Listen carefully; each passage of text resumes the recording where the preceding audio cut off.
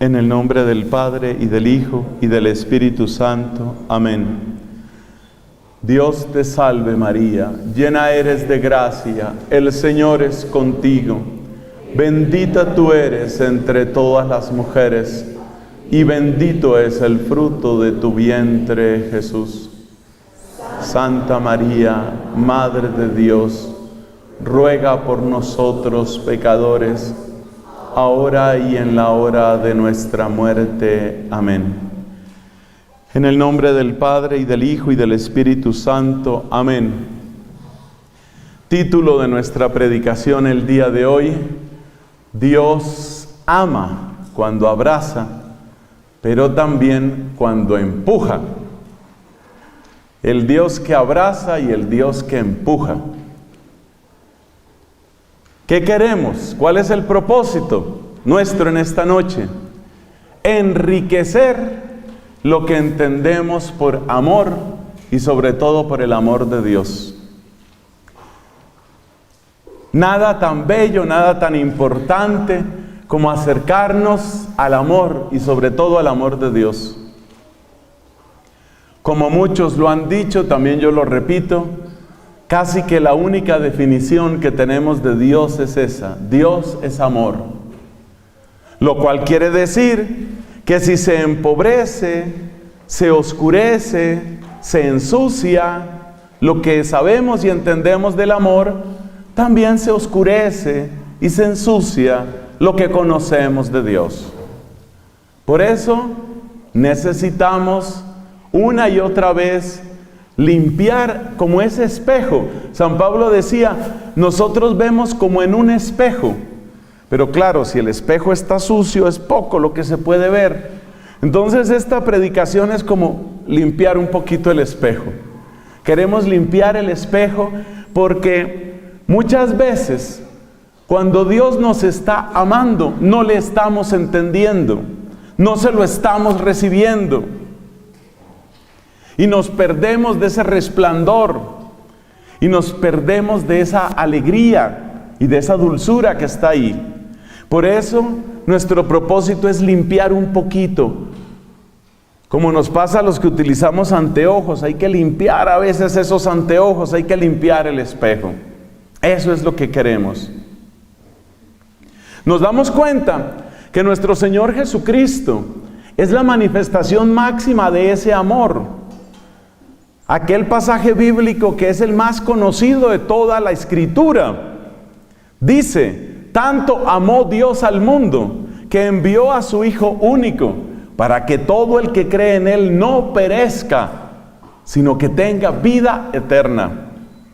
Usted seguramente lo sabe de memoria. Está en el Evangelio de Juan, capítulo 3, versículo 16. Lo cual nos está indicando que en ningún lugar, en ninguna persona podemos encontrar la expresión más clara de ese amor que en el Señor Jesucristo. Él es la máxima expresión de ese amor. Y no solamente lo dice el evangelista, lo dice el mismo Cristo. Él dice, nadie tiene amor más grande que el que da la vida por sus amigos. Y sabemos que eso es lo que Él ha hecho. Antes de darla incluso en la cruz, derramando su preciosísima sangre, antes de eso, ya Cristo había dado su vida. ¿Cómo la había dado? Gastándose por nosotros. Es decir, el entregar la vida de Cristo no fue solamente cuando llegó la pasión, los azotes y todo aquello. El entregar la vida fue algo cotidiano. Día a día el Señor entregó su vida por nosotros y así se convirtió en la declaración de amor. Podemos decir que cada día del amor de Dios es un día del amor de Cristo, y podemos decir que cada día de Cristo es como una declaración de amor de Dios. En cada día el Señor nos estaba declarando, nos estaba mostrando ese amor inmenso del Padre. El capítulo 6 de San Lucas nos dice algo muy hermoso sobre el Señor Jesucristo. Dice que de Él salía como una fuerza y que esa fuerza iba sanando a las personas. Indudablemente esa fuerza esa especie de energía, era el Espíritu Santo. De hecho, esa es la palabra griega, si no estoy equivocado, energeia. Es la palabra que indica la fuerza del amor que sale de Cristo. Hay una obra que circula por ahí y que confunde mucho la fe de la gente, se llama Un Curso de Milagros. Y es más o menos como enseñar a la gente a hacer brujería en casa, o sea, cómo aumentar su poder, cómo lograr usted cosas que usted quiere. Porque usted sabe que la gran diferencia entre la magia y la fe es que la magia consiste en imponer mi voluntad, mientras que la fe consiste en acoger, vivir la voluntad del Señor. En esa obra, en ese curso de milagros, cuando se habla de cómo obtener las cosas que usted quiere, siempre hablan de una concentración de fuerza y de poder. Y se habla de una fuerza magnética. Usted sabe ese lenguaje tipo nueva era, una fuerza magnética para curar. Ninguna fuerza y ningún magnetismo, lo que hay es amor. Lo que hay es amor de Dios. Eso es lo que se manifiesta en Cristo. Y es ese volumen de amor el que a nosotros nos sana. La doctora de la iglesia Santa Catalina de Siena dice algo muy hermoso con respecto al amor y la relación con el ser humano. La obra más importante de Santa Catalina, que ustedes la consiguen gratis en internet, pero las mejores ediciones no están en internet gratis, pero hay ediciones que se dejan leer muy bien. La obra más importante de Santa Catalina se llama El Diálogo de la Divina Providencia. El diálogo tiene ese nombre, ¿por qué? Porque precisamente es como una conversación entre Dios Padre y esta bendita santa, esta mujer que vivió en el siglo XIV. Su vida fue breve pero muy densa y muy fecunda. Catalina de Siena vivió entre 1347 y 1380 y nos dejó esa obra y nos dejó muchas cartas y algunas oraciones. La obra entonces se llama Diálogo. Y en ese diálogo Dios le cuenta muchas cosas, le revela muchas cosas a ella. Una de las que me parece más hermosas tiene que ver con el tema de hoy. Dios le dice a Santa Catalina: yo hice el alma humana, yo la hice de amor. El material, entre comillas material, el material del alma humana es el amor, es el amor. Y ese amor, el hecho de que nosotros estemos hechos de amor, y estemos hechos con amor, y estemos hechos desde el amor, pues solo puede tener una conclusión: estamos hechos para el amor. Estamos hechos para experimentar amor. Estamos hechos para aprender a amarnos correctamente, y estamos hechos para amar.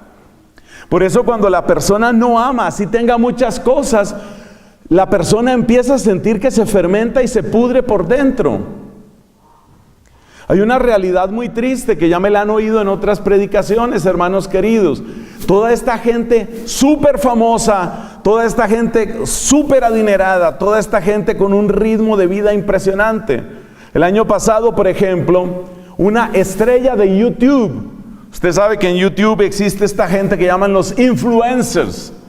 Una persona que tiene gran impacto, que tiene no miles, sino millones de seguidores. Pues una de estas influencers que tenía millones de seguidores se suicidó. Y tú te pones a pensar y dices: pero si lo tenía todo. Muchas veces esas vidas tienen una carencia muy grande de amor, porque en el fondo las están utilizando. Es decir, el sistema te termina utilizando. Y aunque te paguen todo el dinero del mundo, esa soledad no te la quita nadie. Y además hay otro factor que lo ha explicado muy bien el Papa Francisco en su obra El Gozo del Evangelio. Y es que cuando uno no tiene cómo depositar ese amor, el amor que no depositas se te fermenta y se te vuelve tristeza. El amor no entregado se fermenta.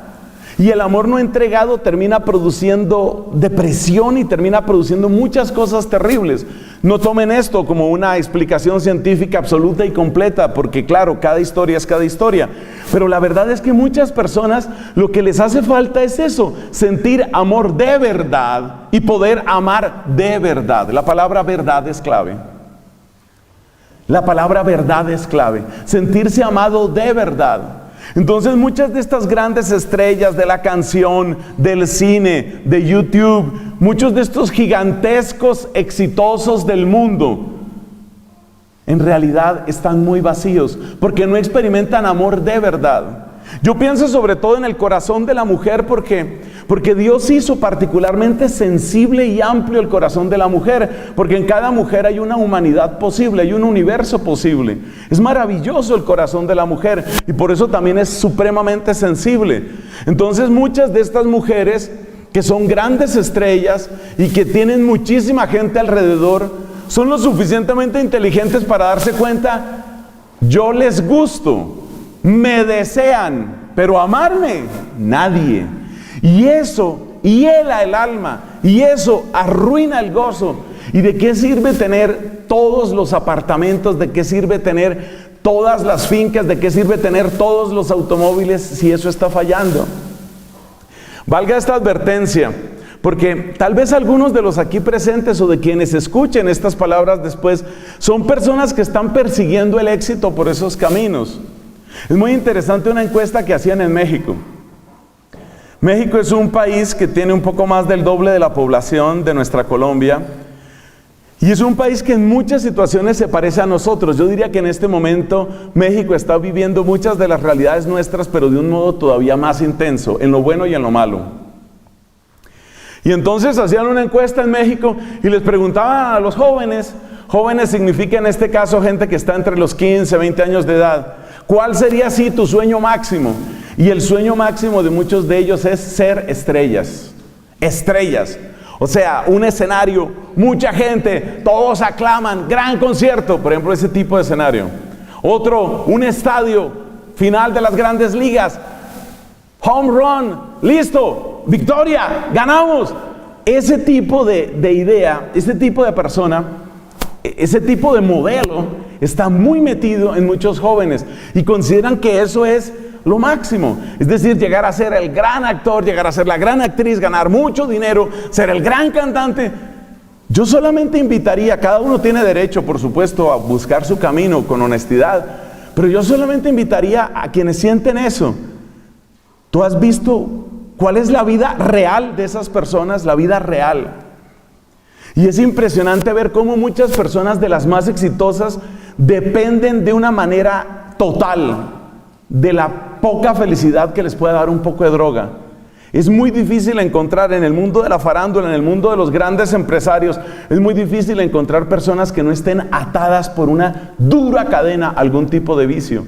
Y uno se pregunta, ¿qué felicidad realmente tienen? O sea, una persona que se supone que tiene tanto éxito. Yo les voy a contar un empresario que muchos de ustedes han oído y tal vez admiran también. Este señor, el de Tesla, Elon, ¿cómo se llama? Musk, creo.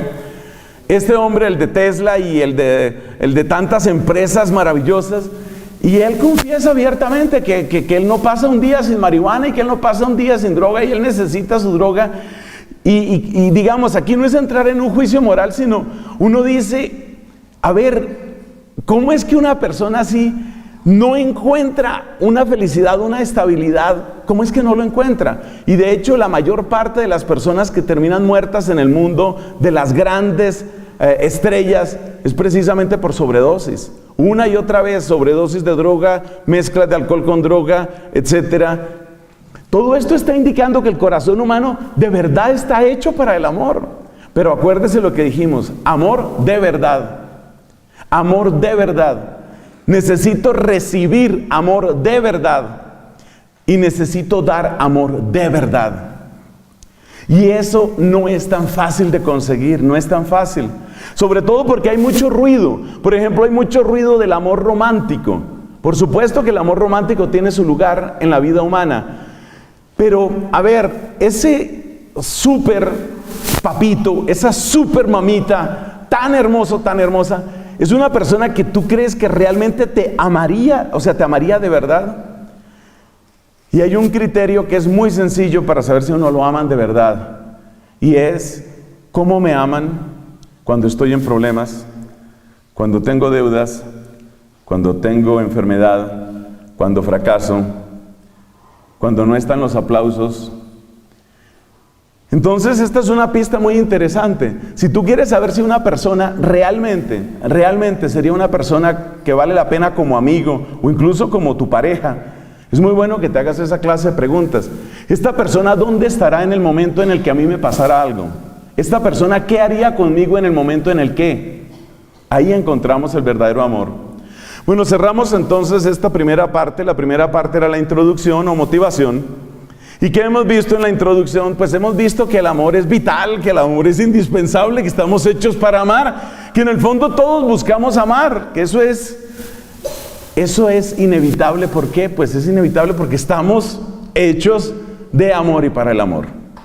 Y que hay un gran criterio para encontrar la verdad del amor, y es esta persona, ¿dónde va a estar en el momento de la necesidad? Eso significa cuando yo no sea tan bonito, cuando yo no gane tanto dinero, cuando yo no tenga la misma salud. Esa es la persona que hay que buscar. Lo que sucede es que con tanta inyección que nos han metido de amor romántico y de las superestrellas que son súper bonitas, pero el problema es que muchas de esas superestrellas además son súper egoístas y entonces en realidad solo están pensando en sí mismos. Yo me acuerdo del testimonio que leía de un periodista que estuvo casado con una ex reina de belleza. Eso no significa que todas las reinas de belleza sean así, no generalicemos, ni todos los periodistas son así, pero él contaba su historia, y su historia es la mujer que cualquier hombre desearía, es decir, así, la perfecta, calificación 10 sobre 10, cuerpo absolutamente adorable, increíble, fascinante, excitante. Pero él decía, mi vida con ella fue un desastre. Bueno, también estaría desquitándose el hombre, ¿no? Eso también tiene un poquito de despecho. Pero él decía, mi vida fue un desastre, decía, porque ella realmente todo el tiempo pensaba en ella. O sea, me ha costado muchísimo tener un cuerpo perfecto, para eso necesito mi dieta, mi gimnasio, mi maquilladora, mi no sé quién, o sea, todo se lo tienen que hacer. Entre otras cosas, pues era un poco costosa la situación con esta dama, porque todo se lo tenían que hacer. Es decir, ella no podía hacer nada porque todo se lo tenían que hacer al máximo nivel. Entonces, es para decir que hay que tener mucho cuidado con esto, mucho discernimiento.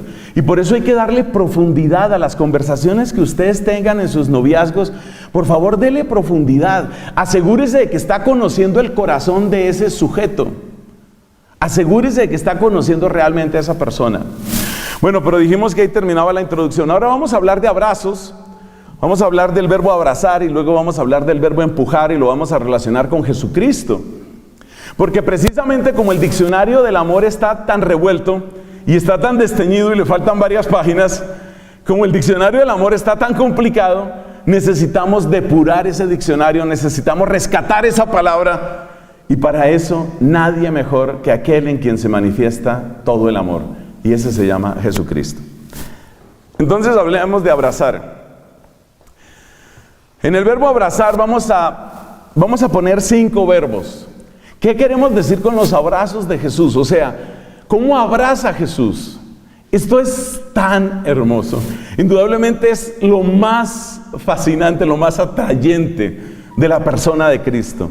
Su manera de abrazar nuestra realidad. ¿Cómo lo hace? Hay 5 verbos que describen bastante bien la manera como Él lo hace. Primero, verbo que le fascina a Francisco, nuestro Papa Francisco, acoger. Le digo los 5 mejor, los 5 verbos. Acoger, sanar, liberar, consolar, perdonar. 5 verbos que, mire, todos los que estamos aquí los hemos necesitado. Todos hemos necesitado eso. Acoger, sanar, liberar, consolar, perdonar. En todos los casos, estos verbos que son como los verbos de la ternura, del amor de Cristo, cada uno de estos verbos es como, espérate, te quito eso que te hace daño, espérate, te quito eso que te duele tanto, espérate, te quito eso que te ha encadenado tanto, yo te voy a quitar eso. Ese es Jesús. Ese es Jesús diciendo a cada uno de nosotros, yo te voy a quitar eso, yo te voy a liberar. Entonces, número 1, Él quita todo eso. Y número 2, en el lugar donde estaba tu herida, en el lugar donde estaba tu dolor, déjame porque quiero depositar mi consuelo. Y esa dulzura de amor es tremendamente restauradora. Recordemos algunos pasajes bíblicos en donde brillan especialmente estos verbos, porque el mismo Cristo del que nos habla la Escritura en los Evangelios es el que hoy hace su obra también en nosotros. Entonces, ¿en dónde lo encontramos acogiendo? En muchos lugares. Nos damos cuenta que las multitudes lo rodean. Especialmente hubo una ciudad que fue privilegiada, la ciudad donde Él realizó la mayor parte de sus milagros, la ciudad donde en ocasiones se reunían todos los enfermos, todos los rechazados, todos los marginados, todos los inútiles, todos los que se supone que sobran. Porque eso es lo maravilloso de Cristo. Como también dice el Papa, les repito que este tema le encanta al Papa Francisco, Cristo no tiene asco, no tiene asco. Y eso es precioso. Porque cuando uno se siente sucio, cuando uno se siente incoherente, cuando uno se siente traidor, cuando uno se siente insuficiente, cuando uno se siente agobiado por las mentiras que ha dicho, por las faltas, por los remordimientos, porque alguien en algún momento te hizo ver, oiga, usted me quedó mal. Y aunque tú te defendiste, seguramente sientes en tu corazón, sí, yo fallo. Y fallo bastante. Yo fallo bastante. Entonces, esa persona, cuando estamos en esa situación que somos todos, en ese momento uno se autoexcluye. Uno siente, no, yo realmente no merezco. Yo realmente no merezco. Y es hermosísimo ese verbo acoger. Ese Cristo sin asco. Ese Cristo que se deja encontrar por los leprosos, que se deja encontrar por los pecadores. Ese Cristo que se deja invitar a la casa, o que se hace invitar incluso a la casa. Qué impresionante lo que nos cuenta el capítulo 19 de San Lucas. Había un hombre llamado Zaqueo, eso se escribe con Z. Un hombre llamado Zaqueo. Él era publicano, de esas personas que servían al Imperio Romano. Una persona que estaba al servicio del país invasor, del imperio invasor. Una persona que le había hecho daño a mucha gente. Él tenía que insistir, él tenía que saber, así tratara de decirse mentiras, él tenía que saber que la gente lo odiaba. O sea, él iba por la calle y se daba cuenta, porque los ojos hablan mucho, él se daba cuenta que la gente lo detestaba, y con toda razón, porque el tipo no solo era un explotador miserable, sino que trabajaba para el enemigo. Pero este Zaqueo, ese es el que se sube, él era de baja estatura, se sube a un árbol, ve pasar a Jesús, y Jesús ve a este hombre encaramado en ese árbol, y eso le llama la atención, y se cruzan los ojos de Jesús y de Zaqueo, y Jesús pronuncia estas palabras: baja, porque tengo que quedarme en tu casa. Es tan hermoso eso, que Cristo, para acogerlo, se deja acoger. Como digo yo, escriba eso que le conviene, escríbalo. Cristo, para acogerte, se hospeda en ti, se hospeda en tu casa. En el fondo, Cristo lo que te está diciendo es eso: no me saques de tu música, no me saques de tu descanso. ¿Por qué me vas a sacar de tus conversaciones? ¿Por qué te avergüenzas de mí cuando estás con tus amigos? No me saques de tu vida, no me saques de tu cuarto, de tu alcoba. No me saques. Cristo acoge, y muchas veces acoge, como en el ejemplo de Zaqueo, dejándose hospedar, dejándose acoger. No contento con eso, Jesucristo dice, ya le llegaba bastante gente, y Él agrega, vengan. O sea, como si ya no tuviera bastante gente. Acuérdense que los evangelios dicen en cierto momento, eran tantos los que se agolpaban que prácticamente lo asfixiaban, lo aplastaban. Cuando aquel pasaje de la mujer que se acercó para tocar su manto, la mujer que padecía un flujo de sangre que no lograba controlar con nada y los médicos no le servían, esta mujer se acercó para tocar a Cristo. Cristo se dio cuenta que algo había sucedido, y entonces dice Cristo, ¿quién me ha tocado? Y fíjate la frase de los apóstoles, estás viendo que te aprietan por todas partes. Ese es Jesús. La gente se lanza sobre Él, la gente lo rodea, la gente lo asfixia, la gente lo exprime, y Él, insaciable en el amor, insaciable en su necesidad, si puedo hablar así, de amarnos, no solo tiene toda esa gente, sino que llama a más gente. Y entonces dice, vengan más.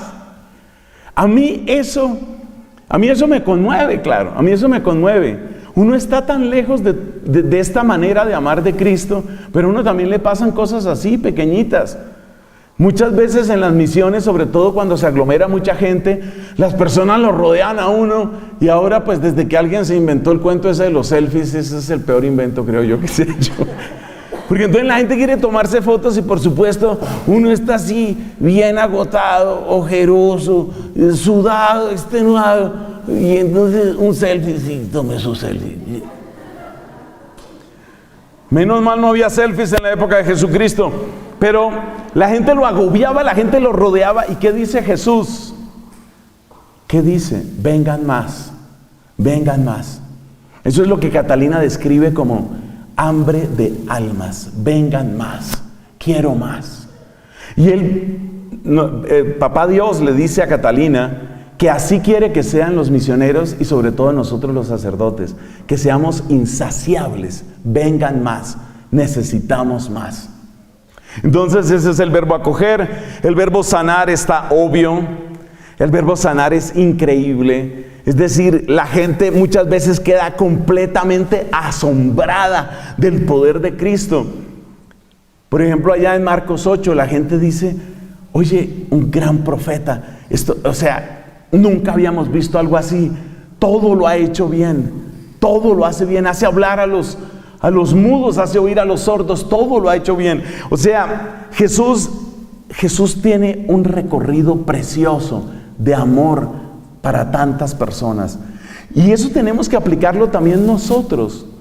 Precisamente su manera de acoger y su manera de sanar son como una invitación para que no escondamos nuestras llagas. Es como si Jesús nos dijera, mira, yo sé lo que tú tienes, o sea, ¿para qué lo escondes? ¿Para qué? O sea, ¿cuál es el propósito? ¿Cuál es el punto de tratar de esconder qué? Yo ya lo sé. Más o menos como cuando uno va donde el médico, y si uno va donde el médico, pues ahí existen los chequeos generales, pero normalmente uno va porque tiene algún tipo de necesidad. Entonces el doctor le va a decir, oiga, ¿cuál es la necesidad? No la esconda, no la esconda. Jesús entonces sana a las personas. Luego viene otra, Jesús libera a las personas. Esto es muy importante, la liberación. Es importante la liberación en primer lugar porque no se nos olvide que muchas vidas están sometidas por el poder de las tinieblas. La carta a los Hebreos dice una cosa impresionante. Dice que Cristo derrotó al demonio que por medio del temor a la muerte ejercía su dominio sobre nosotros. El demonio detrás del temor a la muerte, pero no es el temor simplemente a que se me va a acabar un día la vida y terminó mi tiempo en la tierra. El temor a la muerte es algo mucho más complejo. El temor a la muerte es la experiencia de la finitud. Y el demonio juega con la experiencia de nuestra finitud. Es decir, el demonio nos promete infinitos falsos. Cada infinito es una victoria sobre la finitud. Y la victoria sobre la finitud es la victoria sobre la limitación que tenemos como criaturas que se expresa finalmente en la muerte. Entonces el demonio juega con ese límite que uno tiene. Uno quiere ser infinitamente sabio, infinitamente exitoso, infinitamente feliz. Uno quiere experimentar placeres infinitos, descanso infinito. Y ahí, en la ruptura, en el triunfo sobre la finitud, es donde el demonio coquetea con nosotros. Entonces te voy a ofrecer más de lo que tú tienes. Te voy a ofrecer más, y en ese te voy a ofrecer más es donde nos hace trampa. Por eso la victoria sobre el demonio es algo muy importante dentro del camino de la conversión. Porque solo cuando Dios tiene verdadera victoria sobre el demonio, uno puede decir lo que dice el Salmo 16. Me ha tocado un lote hermoso, me encanta mi heredad.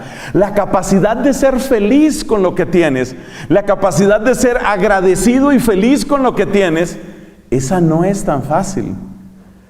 Porque precisamente el demonio quiere cultivar en ti un espíritu de permanente descontento y que estés mirando siempre por encima de tu barda a ver qué es lo otro que puedo tener. Y así es como se cae en el adulterio y se caen tantos otros pecados.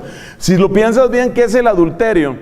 El adulterio es algo así como yo tengo mi relación con el esposo, con la esposa, pero miro por encima del límite de mi casa a ver qué más hay. Ese es el juego del enemigo. Es como que usted podría tener más, usted podría ganar más, usted podría disfrutar más. La liberación es quebrar ese yugo maldito del enemigo. Y por eso cuando realmente se quiebra ese yugo, la persona experimenta paz, se siente en paz consigo misma. Yo no estoy hablando aquí de que haya posesiones por todas partes, pero indudablemente sí que hay asedio del enemigo mucho más de lo que nosotros creemos. Y es por eso. Cada vez que una persona rompe con la gratitud y está siempre esperando el momento en el que sí va a ser feliz, en ese momento, ya en eso hay una trampa terrible. Cuando la persona es liberada del poder del enemigo, la persona experimenta una profunda paz, empezando por lo que es, una profunda paz con el lugar donde nació, la familia de la que viene, el sexo que tiene, las capacidades que tiene. Eso de estar perpetuamente descontentos, como quien dice, si yo hubiera nacido en otro país, si yo tuviera más estatura, si yo fuera más bonito, si yo pudiera con esto, ese tratar de vivir de una manera falsa y vicaria, una vida que no es la tuya, ese perpetuo descontento, esa continua insatisfacción, esa ansiedad, o como decimos en Colombia, moridera, esa moridera. Ay, si yo tuviera 3 millones más, con eso se arregla todo. Sí, pero dólares, $1,000,000. Entonces, el demonio juega con eso. El demonio juega con tu descontento, que es la manera de ofrecerte romper el límite de la finitud, que es romper el límite de la muerte. Es algo muy profundo que no podemos en este momento avanzar más. Pero yo espero que tú me estás entendiendo. Entonces, cuando llega esa acción de Jesucristo y la acción de Jesucristo libera a la persona experimenta una profunda paz que está expresada en ese hermoso salmo. Me encanta mi heredad, me ha tocado un lote hermoso, me encanta mi heredad. Imagínate cómo sería el mundo si ese esposo se siente feliz y agradecido con esa esposa, en vez de estar mirando tanta mujer interesante, tanta mujer bonita aquí por todas partes, y yo aquí. Imagínate lo que sucede cuando la persona empieza a descubrir lo que tiene. Porque claro, el demonio quiere que tú estés encadenado a lo que no tienes, para que estés en la perpetua insatisfacción, para que estés en la ansiedad extenuante, y para que por esa ansiedad hagas cualquier barbaridad. Por eso la gente se vuelve insaciable en el dinero, se vuelve insaciable en el placer. Necesito más, necesito más, necesito más. Entonces, una cosa maravillosa que hace el Señor Jesucristo es liberar de eso. Y esa paz profunda es como cuando se acaba el capataz que lo estaba explotando a uno. La Biblia tiene una expresión mejor: se acaba el faraón. O sea, el Señor Jesucristo quiebra el cetro del faraón, quiebra su poder, quiebra sus manipulaciones, sus mentiras. Hay un retiro espiritual que dio unas religiosas en España, está ahí en mi canal en YouTube, que es todo sobre este tema. Cómo lo que hace Dios en el Éxodo es precisamente quebrar toda la mentira del faraón. Porque tipo astuto, tipo marrullero ese faraón. Y cómo Dios quiebra todo ese dominio del faraón y entonces libera. Y la persona que se siente liberada es como si se le cayera un velo. La persona dice, pero ¿yo qué estaba haciendo? Algunos de ustedes estoy seguro de que lo han experimentado, por ejemplo, en un retiro espiritual. Y para mí eso es de lo más bello, sobre todo en la familia, sobre todo en la pareja. Eso es demasiado hermoso. Yo le pido a Dios que cada uno de los que ha celebrado ese hermoso sacramento del matrimonio reciba una luz, no solo de esta predicación, sino del Señor Jesucristo, para que se sienta realmente feliz de lo que tiene. No espere a que se le muera la mujer para decir, Sí, era buena. No. Este es el momento de apreciarla, este es el momento de valorarla, este es el momento de decirle las cosas hermosas, valiosas. Ahora hay que decirlo. Pero ¿qué pasa? Que si usted está atrapado por la estrategia del demonio, que es atraparlo en la insatisfacción, si usted está atrapado en la insatisfacción, entonces nada le basta. No le basta lo que está ganando, no le basta el esposo que tiene, no le bastan los hijos que tiene. Entonces usted empieza a vivir en clave de amargura y en clave de insatisfacción, y es esa gente a la que todo le hiede y nada le huele. Por favor, jóvenes, permítanme con cariño, así de amigo a amigo, permítame que le diga, a usted le puede estar pasando exactamente lo mismo. Usted no valora, usted tal vez no está valorando los papás que tiene, muy probablemente no los está valorando. Y yo me doy cuenta de eso porque en una misión que tuve en otra ciudad, me invitaron, es solo un ejemplo, me invitaron papá, mamá y estaban con 3 hijos. Y bueno, nos sentamos, un almuerzo agradable, fuimos a un lugar también agradable, por allá en una plaza de comidas, había una cosita rica, bueno, todos ahí. Y me di cuenta, terminó el almuerzo, que no era de lujo, pero vamos a decir que sí era un poquito más costoso que el promedio. Yo me quedé mirando a los hijos, ni uno solo dio las gracias, ni uno solo. O sea, es como si dijeran, a mí todo me lo deben. O sea, ya nací, ahora me debe. O sea, hay gente que nace de una vez con nota débito, nota crédito. Ellos nacen y ya todo se les debe. Y es eso. Y mucho muchacho, mucho niño, mucho joven no se da cuenta de que el demonio está jugando con él de esa manera. A mí todo me lo deben, todo. Y usted tiene que hacer esto, y usted tiene que hacer esto. Y todo el mundo tiene, y usted, y bueno, y a usted muchacho, ¿a usted qué le toca hacer? Exigir, gritar y estar cabreado todo el tiempo. Eso es lo que me toca a mí. Todo eso tiene que ver con la liberación. ¿Por qué insisto en esto? Porque hay mucha gente que cree que el tema de la liberación nada más son los exorcismos y nada más son las que llamamos oraciones de liberación. No, señor. Uno tiene que ser liberado del faraón. Y ser liberado del faraón es que uno empiece a vivir la lógica de la gratuidad, la lógica del agradecimiento. Yo a veces les digo, sobre todo cuando estoy así en congresos, convivencias de jóvenes, yo a veces les digo, y ustedes que están en la época más bonita de la vida, por lo menos en la que les salen todos sus atributos y toda su belleza, ¿por qué andan haciendo mala cara? ¿Por qué le cuesta tanto trabajo sonreír a usted? O sea, ¿qué es la amargura que usted tiene? ¿Y sabe cuál es la amargura? La amargura es esta trampa del demonio, que lo hace sentir insatisfecho. ¿Por qué? Porque yo debería tener otra casa, yo debería tener otro papá, y yo debería tener otra mamá.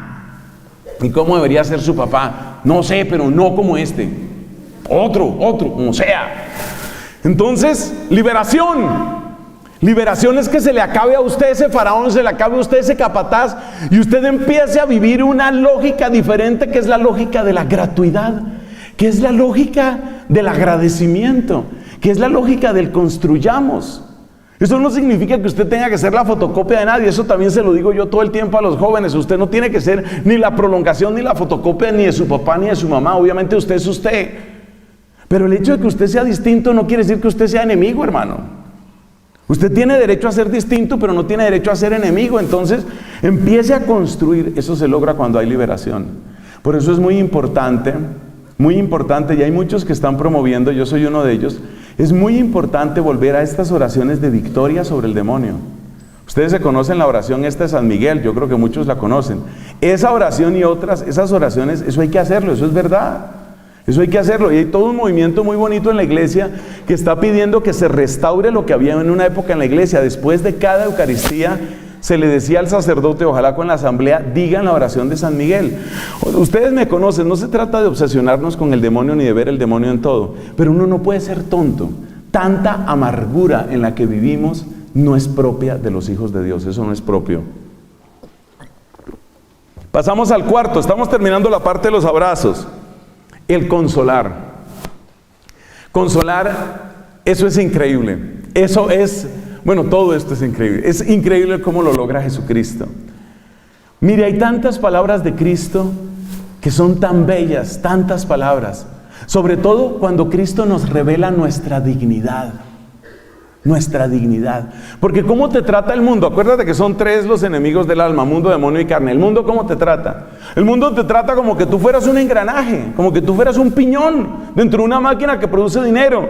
La mayor parte de la gente que trabaja, muchos de ustedes trabajan, muchos de ustedes están empleados, bendito sea Dios por el trabajo que tienen, pero seamos sinceros, muchas veces la manera como tratan a la gente en el trabajo es: usted es un piñón y usted tiene que rotar a la velocidad que sea y a la velocidad que se le pida, y aquí tiene que ir saliendo la platica y tiene que verse los resultados. Y si usted no produce lo que se supone que tiene que producir, entonces ahí le caemos. Entonces, como decía un filósofo ruso de finales del siglo XIX, el capitalismo es otra vez la esclavitud, pero ahora no se le ve la cara al amo. Tiene algo de razón. No todo, pero tiene algo de razón. Entonces, el mundo te trata como si fueras eso, como si fueras un engranaje. Como si fueras un engranaje. Y ya vimos cómo te trata el demonio. El demonio te trata como si fueras un condenado ya. Es decir, usted no tiene nada. Usted no agradezca. Usted está desterrado. Usted no tiene derecho. Acuérdese que la palabra Satanás significa el acusador, el acusador. Entonces el demonio está en ese oficio, y por eso el libro del Apocalipsis canta la gran liberación del acusador. Dios nos libera del acusador. Se ha precipitado el acusador de nuestros hermanos, el que los acusaba día y noche. Entonces, ¿cómo te trata el mundo? Como si fueras un engranaje en una máquina. ¿Cómo te trata el demonio? Como si fueras un condenado.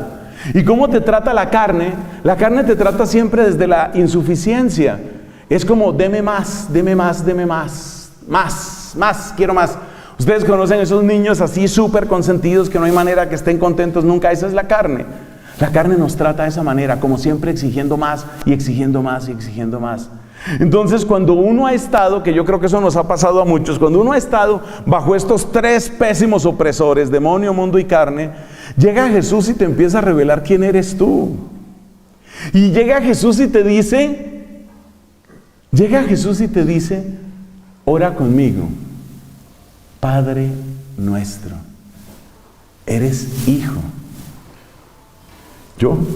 Eso fue de lo más maravilloso en el Imperio Romano. Ustedes saben que en el Imperio Romano las estadísticas de los historiadores varían. Algunos decían que un 50%, los más exagerados dicen que hasta un 90% de la población en el Imperio Romano eran esclavos.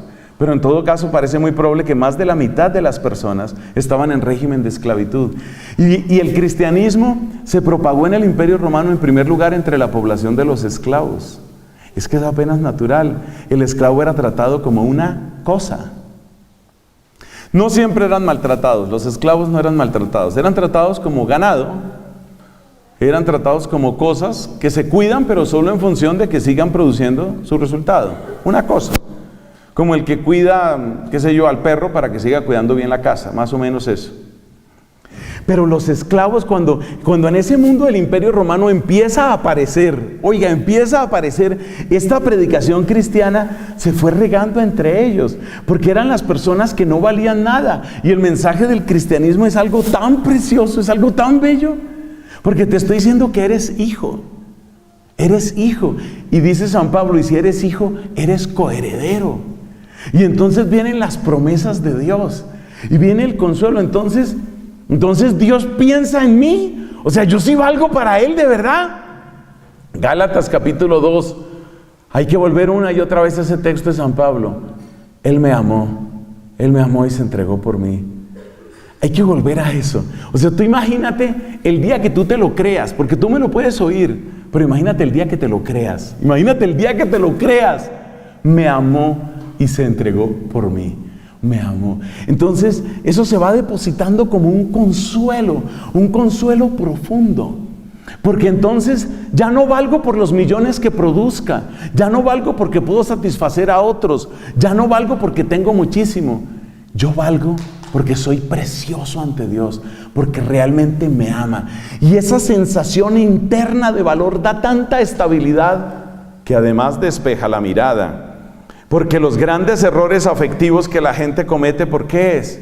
Por tratar de conseguir amor como sea. Pero la persona que se siente amada, es más, se siente súper amada por Dios. Una persona que se siente súper amada no se regala fácilmente, no se vende fácilmente. no se profana fácilmente. Entonces, eso lo da Cristo, ese es el consuelo que da Cristo. Y por supuesto, la última palabrita, la palabra del perdón. Esas palabras de Jesús, ese es el alivio de alivios, porque el perdón quiere decir, está abierto el camino entre el Dios Altísimo y tú. O sea, el perdón no es simplemente yo te quito una mancha. Esa es un poco la interpretación protestante de la justificación. Como el que quita una mancha, como el que declara que no importa la mancha. No, el perdón es camino abierto, camino abierto. El camino está abierto entre el Dios Altísimo y tú. Y esa sensación de camino abierto, ese sentir una nueva y liberadora desnudez ante Dios. Usted sabe que cuando pecaron Adán y Eva, lo primero que hicieron fue tratar ahí como de taparse. No supieron ni hacer la ropita. Por eso Dios les hizo ropa. Ellos primero se hicieron una ropa con unas hojas mal cosidas. Seguramente las cosió Adán. Con unas hojas mal cosidas. Y a Dios le dio pesar. Dígame si ese no es mucha ternura del Señor. Es que eso es demasiado grande. Oiga, estos se pusieron esa ropa porque les daba pena que Dios los viera y además sentían vergüenza el uno del otro. Tú no puedes conocer mi realidad. Eso es lo que significa el tema ese de la desnudez, ¿no? Tú no puedes conocer mi realidad. Yo tengo que estarme escondiendo de ti. Fíjate que la persona que tiene algo que esconder también tiene un miedo. Y el que tiene miedo siempre es esclavo. ¿Qué tal que esto se sepa? No, eso no se puede saber. Eso no se puede saber por ningún motivo. Entonces la persona que se esconde tiene miedo y el que tiene miedo es esclavo. El que tiene miedo es esclavo. Por eso dice Jesús, la verdad os hará libres. Entonces Adán y Eva hacen ahí sus ropitas ahí con unas hojitas. Y Dios entonces dice, mire, hagamos una cosa. Boten las puercas hojas esas. Yo les doy más bien otros vestidos. Y Dios ya sin sacarlos todavía del paraíso les da los primeros vestidos, que son hechos de piel. Una traducción dice unas pellizas, un vestidito como de cuero.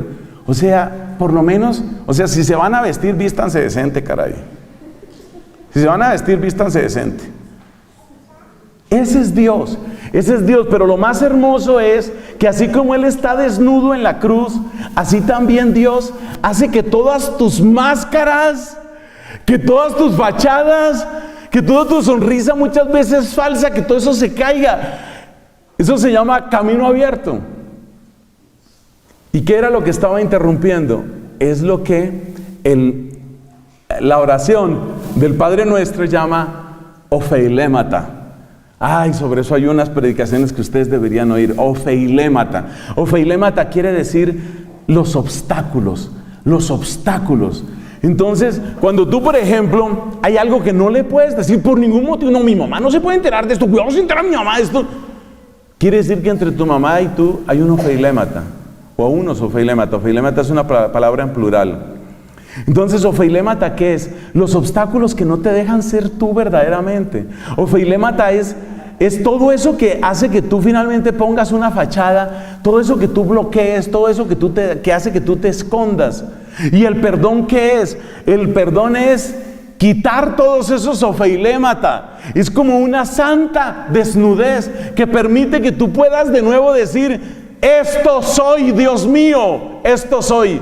Me he equivocado, pero sé que tú me perdonas, sé que tú me has perdonado. Esa nueva desnudez, eso cobija la liberación, cobija la sanación, cobija todo. Y eso es lo que uno experimenta cuando uno hace una buena confesión.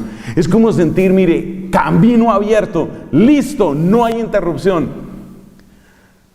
Si usted le hizo un préstamo a su papá, en un momento de necesidad económica extrema, usted le hizo un préstamo a su papá y usted nunca le pudo pagar el préstamo al papá, y usted vuelve a estar en otra situación económica compleja y le toca volver donde el mismo papá porque no tiene dos papás, ni hay más quien le preste.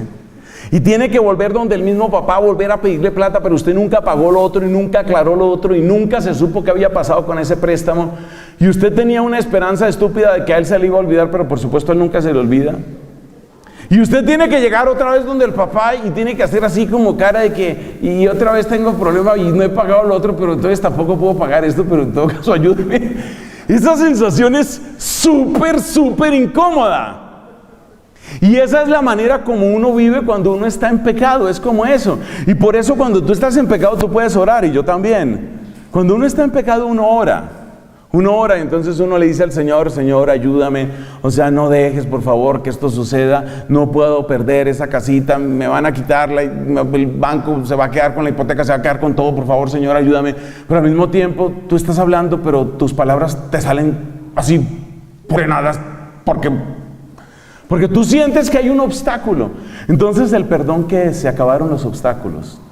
No hay obstáculos. Tú puedes hablar como un verdadero hijo. No tienes que esconderte nunca, nunca más. No tienes que esconderte. Puedes hablar con todos tus derechos, con toda la alegría, con toda la confianza. Acuérdate lo del hijo pródigo. Pónganle el vestido, pónganle el anillo, como quien dice, tiene todos los derechos. Aquí regresó el que es. Hermanos, todo esto es hermosísimo. Todo esto son los abrazos de Jesús. Abrazos de Jesús, que significa que Él acoge, que Él sana, que Él libera, que Él consuela, que Él perdona. Esto hay que experimentarlo. Esto hay que pedirle a Dios que le permita a uno experimentarlo. Señor, de verdad, ahora que terminemos la predicación, vamos a hacer una pequeña oración, porque tal vez muchos no han experimentado esto. Muchos no han conocido esto y no hay nada más liberador que eso. El día que se le caen a uno las máscaras, el día que se le caen a uno las fachadas. Acuérdate de aquella mujer samaritana, la del capítulo 4 de San Juan. Esa mujer llevaba una vida pues un poco compleja. Es decir, eso de haber tenido ya 6 maridos significa que había abundancia de suegras en el pueblo. Entonces, esta mujer, ¿cómo sería? ¿Cómo la veían? ¿Cómo la trataban? O sea, tú imagínate el infierno en el que ella vivía, ¿no? Una explicación exegética bonita dice que la razón por la que ella fue a buscar agua a mediodía es porque a mediodía nadie iba a buscar agua. El agua en esas culturas se busca en la mañana o se busca en la tarde sobre todo para dar de abrevar a los rebaños, en la mañana para preparar los alimentos, para lo que sea aseo, lo que sea. Pero esta mujer iba a mediodía porque no quería encontrarse con nadie. Eso es lo que hace el pecado. El pecado te va volviendo así, te va arrinconando, cada vez te va arrinconando más. Y entonces que nadie se dé cuenta, que nadie sepa quién soy, que nadie sepa lo que yo hice, que nadie sepa el pasado que yo tengo, que nadie sepa y al final nadie supo. Pero ¿cuál es el problema de eso? Que a medida que vas diciendo que nadie sepa, vas subiendo más las paredes. Y lo que era tu escondite se convierte en tu prisión. Y lo que era tu refugio se convierte en tu cárcel. Y el día que se cierra esa cárcel arriba se convierte en tu tumba. Entonces es muy hermoso lo que hace el Señor, cómo nos libera, cómo el Señor nos saca de todo esto y nos va dando. Siempre es un proceso, pero nos va dando toda esta maravilla. Bueno, uno quisiera dejar ahí, ¿no? Decir, bueno, gloria al Padre, listo, se acabó. Bueno, todos, por favor, todos sonrían, siéntanse contentos. Pero hay que hablar también de los empellones y los empujones. Verbos correspondientes a empujar. ¿Cuáles son los verbos de empujar? ¿Cómo nos empuja? A ver, el abrazo es súper tierno, el abrazo es increíble, hombre, el abrazo es muy bueno. Pero hay que hablar también de que Dios también nos empuja. ¿Qué queremos decir con nos empuja? Que a veces no es tan fácil. A veces no es tan fácil con nosotros. Entonces, ¿cuáles son los verbos del empujar? Mire, Dios, entonces son también 5 verbos. El verbo corregir, cuestionar, refutar, denunciar y uno terrible, frustrar. Frustrar. Seamos claros, mira, Dios quisiera tratarnos todo el tiempo por las buenas. O sea, solo con el lenguaje de la ternura, del abrazo, la acogida, la sanación. Eso es lo que Dios quisiera. Indudablemente Dios quisiera tratarnos siempre así. Pero acuérdese que ya desde el Antiguo Testamento hay una expresión que se repite. Y esa expresión es, este es un pueblo de dura cerviz. Este es un pueblo obstinado. Dios le dice al profeta Ezequiel, esta es una casa rebelde. Y el apóstol San Pedro dice, Dios resiste a los soberbios, da su gracia a los humildes.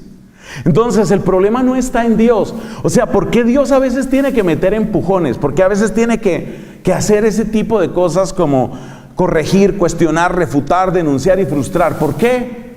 No es por Él, no es por culpa de Él. Es porque somos obstinados, es porque somos tercos. Es porque somos tercos. Mire usted en el segundo libro de las Crónicas, me parece que es el capítulo 24. Ese final del capítulo es el último capítulo del segundo libro de las Crónicas. Para mí es de los capítulos que más me ha hecho llorar en la Biblia. Porque es el capítulo en el que se describe la salida para el destierro. Y lo que más me duele en ese capítulo es cuando dice cómo se fueron amontonando pecado sobre pecado, pecado sobre pecado. Y entonces dice, hasta que no hubo más remedio. Es decir, Dios es infinito y es como que nosotros hubiéramos agotado el infinito de Dios, hasta que no hubo más remedio. Y entonces ahí sucedió el peor de los empellones, lo más duro que tiene el Antiguo Testamento, que se llama el exilio, que se llama el destierro. Esa es la época de los grandes profetas Ezequiel y Jeremías, la época del destierro. Pero qué cosa tan espantosa. Entonces, ¿por qué Dios a veces tiene que llegar a esos extremos? No es por la bondad de Él. Él no tiene la culpa. Somos nosotros los obstinados. Somos nosotros los de corazón duro, esclerocardía se llama eso en la Biblia. Somos nosotros los del corazón duro, somos nosotros los tercos, somos nosotros la casa rebelde. Hijos obstinados obraron mal con Él. Eso es lo que nosotros somos.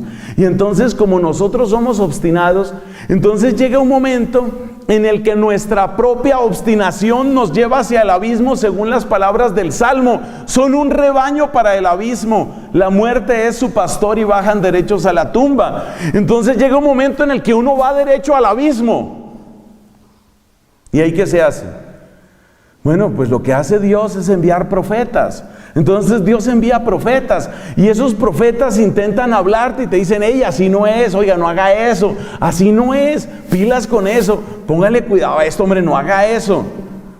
Y el otro, como única respuesta, lo que hace es, quítese, voy a acelerar, derecho al abismo. Entonces Dios tiene dos posibilidades. Una posibilidad es dejar que se vaya al desastre, pero todavía brilla su misericordia cuando interrumpe. Entonces, ¿qué es? ¿Cuáles son los empujones de Dios? Mire esta definición tan bonita. Los empujones de Dios son su amor compasivo que interrumpe nuestro desastre. Pero claro, cuando uno está metido en el carro y entonces uno va metido en su carro acelerado y en ese momento falló el motor. Este motor, este carro, esto, ¿por qué falló? Y resulta que es Dios, hermano, es Dios. Es Dios el que está diciendo, no quiero ese desastre para ti. Por eso Dios muchas veces tiene que plantarse frente a nosotros. Y muchas veces tiene que hacer todos estos verbos, corregir. Y tiene que cuestionar. Y tiene que refutar y denunciar y frustrar. ¿Dónde notamos más esto en los evangelios? Pues lo notamos obviamente en las personas orgullosas y obstinadas que había en el tiempo de Cristo. Y conocemos cómo eran conocidos esos grupos en la época de Cristo. Por ejemplo, los fariseos. Los fariseos se consideraban pues que ellos no tenían nada que convertirse, que ellos tenían asegurado el camino para el reino de Dios y que todo el mundo tenía que seguirlos a ellos. Esos eran los fariseos. Entonces Cristo tiene que plantarse delante de los fariseos y decirle, ustedes son unos hipócritas. Y tiene que ponerse delante de ellos y decirles, ustedes por dentro están podridos. Pero como son sepulcros a los que se les echó cal por encima, la gente pasa por encima de ustedes y no se da cuenta la podredumbre que tienen adentro.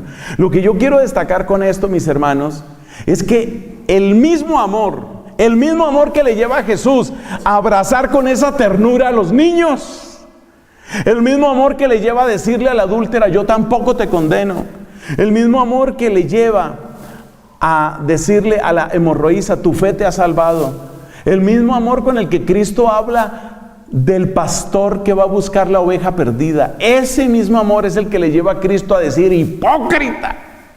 Es el mismo amor. Y por eso te dije al principio, vamos a ampliar nuestra definición de amor, porque tal vez uno quiere solo el amor ese de la primera parte, ¿no? O sea, a mí que solo me traten con cariño y con caricia y con aplauso y con elogio, porque si no, están interrumpiendo el libre desarrollo de la personalidad. Y además, si usted me contradice, me ofende. Acuérdate que estamos en la época en la que pretenden que uno no puede contradecir a nadie. Porque apenas usted contradice, ya tienen una pistola cargada con una serie de palabras que son las famosas palabras dragón. Caso típico, la palabra homófobo, ¿no? No, yo no estoy de acuerdo con eso. ¿Está de acuerdo? ¿En serio no está de acuerdo? ¿De verdad no está de acuerdo? Permítame. Homófobo. ¡Homófobo! ¡Inquisidor! La gente no discute, acusa, dispara. Y de una vez se sienten ofendidos, profundamente ofendidos. Pero fíjate que hemos llegado a ese extremo absurdo de que no se puede contradecir a la gente porque ya se sienten ofendidos. ¿Por qué hemos llegado a eso? Porque tenemos una idea muy equivocada de lo que es amor. Y creemos que amor solamente puede ser palmadita en la espalda, abrazo, caricia. Y es parte, pero no es toda la historia. El mismo Cristo tiene una expresión que, por favor, yo pido que la tomemos en serio. Hay un pasaje en el Evangelio de San Lucas en el que Cristo hace esta exclamación. Cristo dice: Te alabo, Padre del cielo y de la tierra, porque has escondido estas cosas a los sabios y entendidos y se las has revelado a la gente sencilla. Sí, Padre, porque así te ha parecido bien. Y luego dice: todo me lo ha revelado mi Padre, nadie conoce al Hijo sino el Padre, y nadie conoce al Padre sino el Hijo y aquel a quien el Hijo se lo quiera revelar. Eso dice en el Evangelio de Lucas. Pero hay algo muy interesante ahí. Cuando Cristo dice: Te alabo, Padre, porque has escondido estas cosas a los sabios y entendidos. ¿Cuál de estos verbos cabe ahí? El verbo frustrar. Has escondido estas cosas. Como quien dice, los super sabios, muy pagados de su sabiduría, muy soberbios en su conocimiento, no logran, no pescan, no pillan, no agarran la idea. Se les escapa. Dios frustra su camino. ¿Y eso por qué lo hacen? Por amor. Dios frustra su camino. Entonces, ¿cuál es la manera correcta de entender ese pasaje? Dice: Te alabo, Padre, porque has escondido estas cosas a los sabios y entendidos. Ese es un primer motivo de alabanza.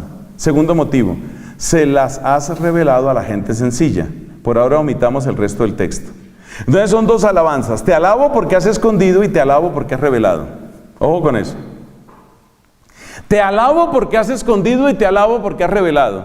La parte de te alabo porque has revelado, eso suena a abrazo, cariño, ternura, consolación. Pero no se le olvide que hay otra alabanza: te alabo porque has escondido.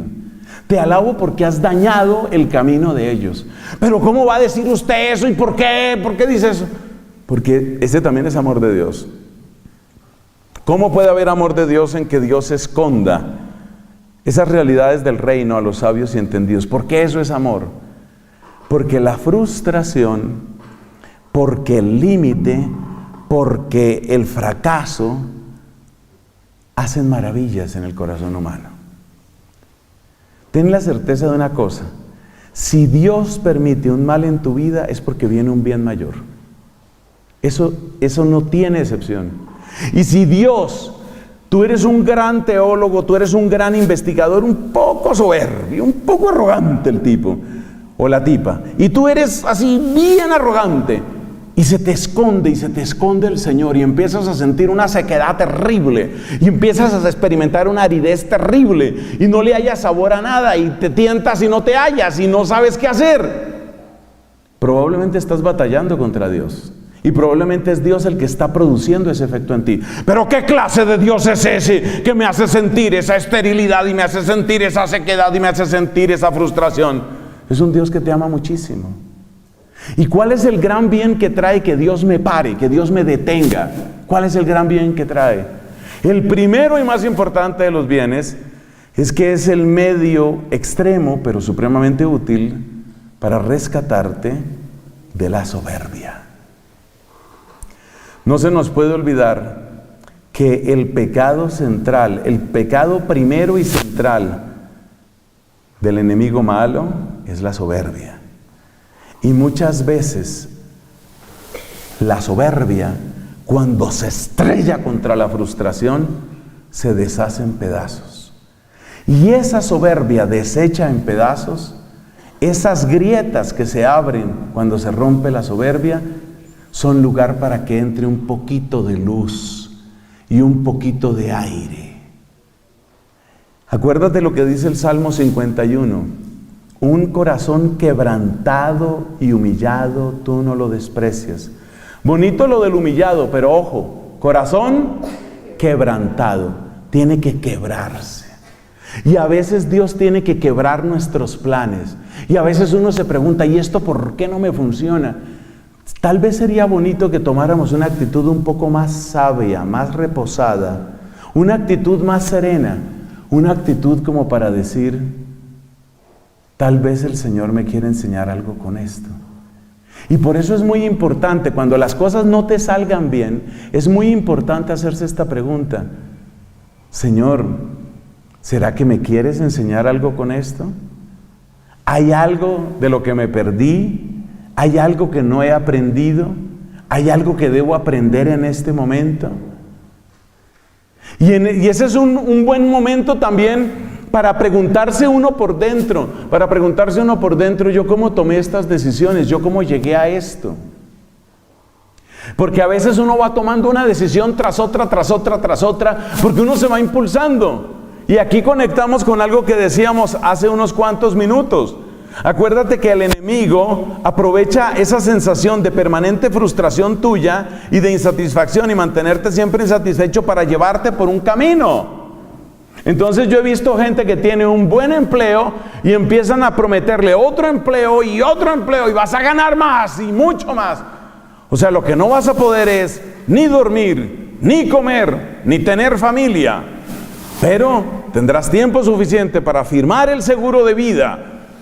Y entonces la persona se va metiendo por ese camino desastroso. Y a veces no le preguntamos a Dios de las decisiones que estamos tomando. Entonces a veces es necesario parar. Y a veces el pare es que tú te preguntas, yo como papá, ¿cómo pude hacer esto? ¿En qué fallé como papá? ¿En qué fallé como mamá? Es duro, es muy duro, muy duro, y muchas veces tiene muchas lágrimas, y muchas veces uno tarda en entender, pero hay algo que te puedo asegurar: si tú tomas la actitud justa, el Señor vendrá muy pronto, pero muy pronto en tu auxilio. Tenemos que aprender del segundo libro de Samuel, aquella historia, segundo libro de Samuel capítulo 11, donde está la historia del pecado de David. Esa historia es impresionante. David era el rey, era el hombre poderoso, era el que gobernaba pues en todo Israel y todo Judá. Y ustedes saben lo que pasó. Él se fijó en una mujer y entonces tuvo relaciones con ella. La mujer quedó embarazada y él, tratando de tapar su crimen, llega incluso a asesinar al esposo de esa mujer, que además era un hombre absolutamente admirable llamado Urías. O sea, David cometió muchísimos pecados de traición, de adulterio, de mentira, de abuso de poder, prevaricato, asesinato. Las cometió todas. Realmente él fue entrando en una pendiente de pecado terrible. Pero Dios le mandó una persona, un profeta llamado Natán. Y es impresionante en ese texto que les he mencionado, es impresionante en ese texto cómo Natán denuncia a David su pecado. Es impresionante cómo Natán le muestra, es uno de los verbos que tenemos aquí, no el verbo denunciar, le muestra el pecado a David. Mire lo que usted ha hecho. Y entonces, cuando David se da cuenta que toda su inmundicia está ante los ojos de Dios, dice: he pecado contra el Señor. David suelta esa frase. ¿Y cuál es la siguiente frase de Natán? El Señor perdona tu pecado. Eso me ha impactado a mí toda la vida. O sea, qué cantidad de barbaridades, qué comportamiento tan asqueroso el que había tenido David. Y en cuanto él reconoce que se ha equivocado, en cuanto reconoce su pecado, más tarda en salir de David la palabra de confesión de su pecado que venir de parte de Dios la palabra que consuela: el Señor perdona tu pecado. Esto, mis hermanos, esto es bellísimo, esto es hermoso. Este es el Dios que es como si dijera: lo que está en Isaías capítulo 40. Consuelen.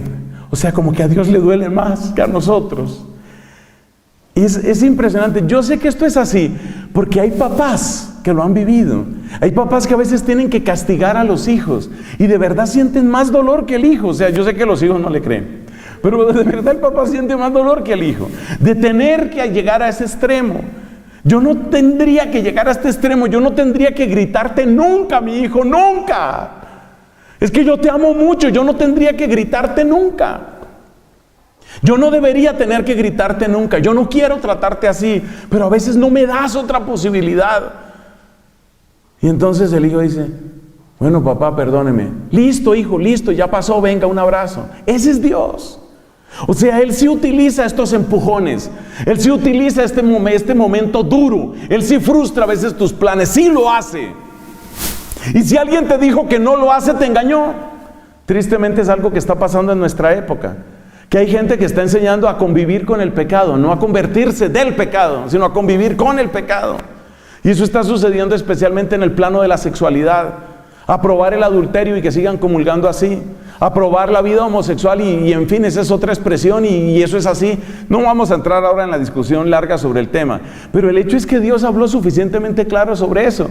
Pero muchos sacerdotes sintiéndose frustrados porque su mensaje parece que no llega, entonces ahora cambiaron el mensaje. Y entonces el mensaje ahora es, no importa, sigue viviendo así. Simplemente trata de ser fiel a tu pareja. ¡Mentira! ¡Mentira! Están vendiendo leche envenenada, están envenenando al pueblo, así no es. Así no es, y alguien tiene que decirlo. No soy yo el único, por supuesto lo dicen muchos. Y sobre todo voces tan autorizadas como el muy querido cardenal Salah. Ese cardenal Salah hay que quererlo mucho. Lo que dice ese hombre pesa, ese señor vale muchísimo y es muy valiente. Y en este y en otros temas él ha hablado con mucha claridad. Entonces, no le quites, por favor, al amor, no le quites estos momentos. Dale permiso a Dios para que te contradiga. Y hoy te voy a enseñar la oración más absurda del mundo. La oración más absurda del mundo es, Señor, contradíceme, detén mis pasos, frustra mis proyectos, si no son de tu agrado y no son para mi bien. Dale permiso a Dios. Dale permiso a Dios para que haga eso. Te va mejor. Te va mejor porque ya prepara tu corazón si en algún momento Dios tiene que hacer eso. ¿Dios quiere hacer eso? Mira, propiamente hablando, Dios no quiere eso. Dios quisiera tratarnos todo el tiempo como trataba a Adán en el paraíso, en plena amistad. En esa desnudez preciosa de corazones no tenemos secretos, o sea, estamos unidos, estamos en comunión, todo bien. Así quiere tratarnos Dios. Pero ¿qué hacemos si el pecado toma raíces en nosotros? ¿Qué hacemos si el pecado se vuelve obstinación? Llega un momento en el que Dios también tiene que parar a la persona.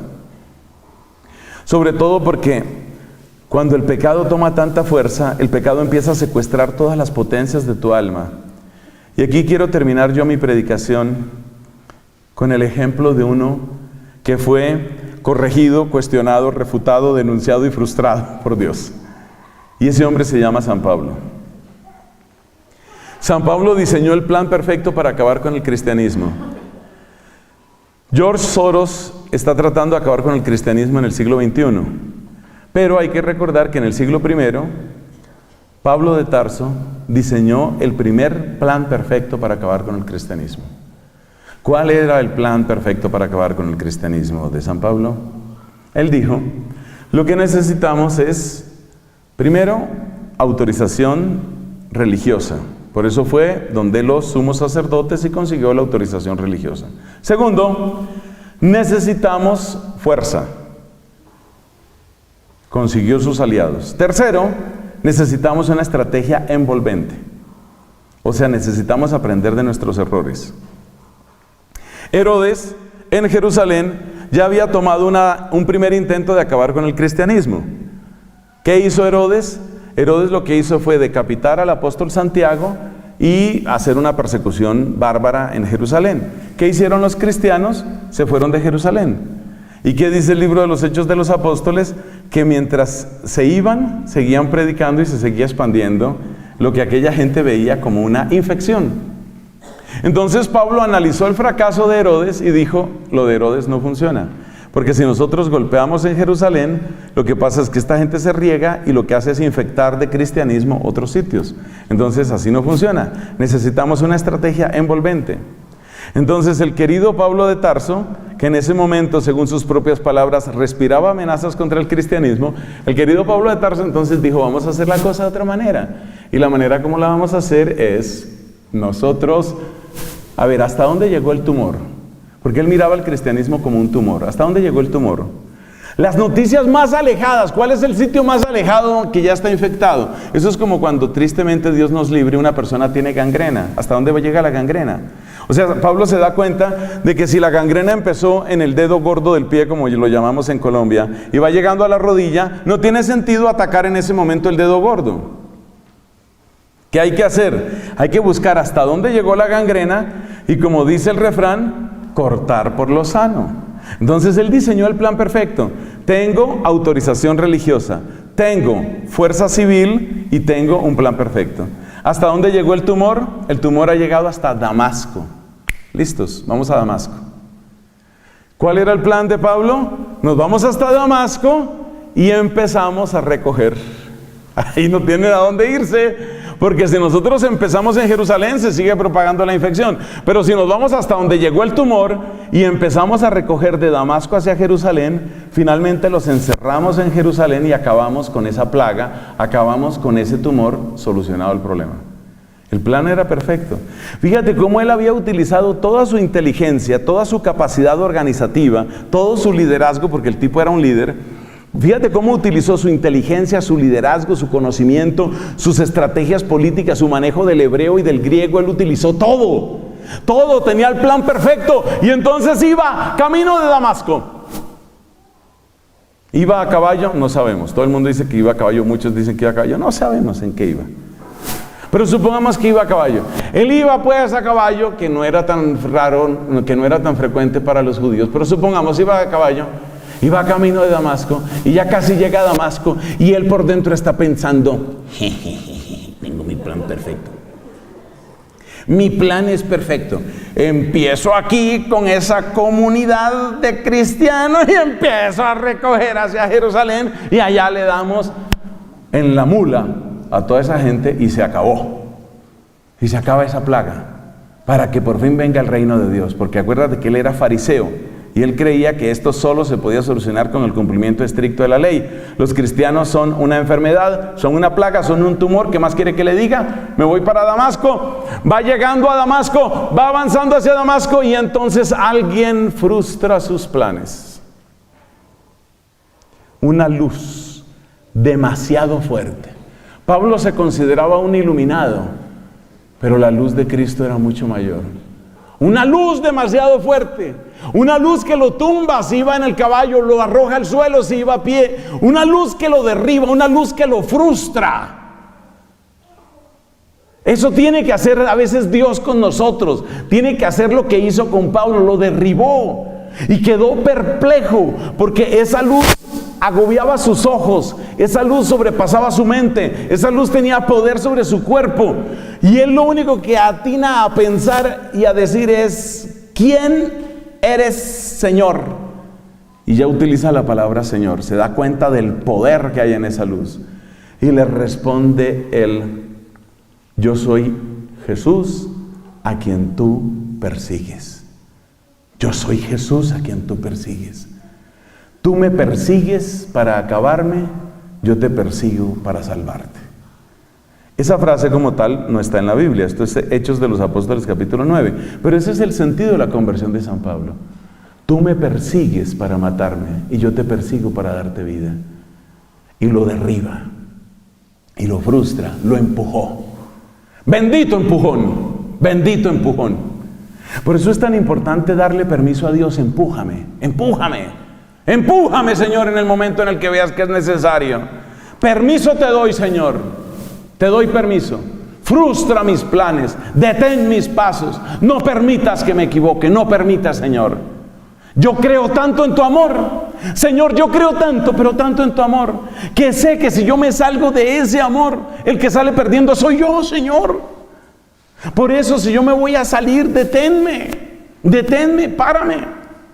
Como decía hermosamente un obispo en unas confirmaciones aquí en la capilla de nuestro convento, ustedes se han dado cuenta que el báculo de los obispos, imagen de la vara que utilizan los pastores, tiene una curvita, ¿no? Esa curvita es muy alta y no es para sostener el brazo, o sea, no tiene el papel de sostener el brazo. ¿Esa curva para qué es?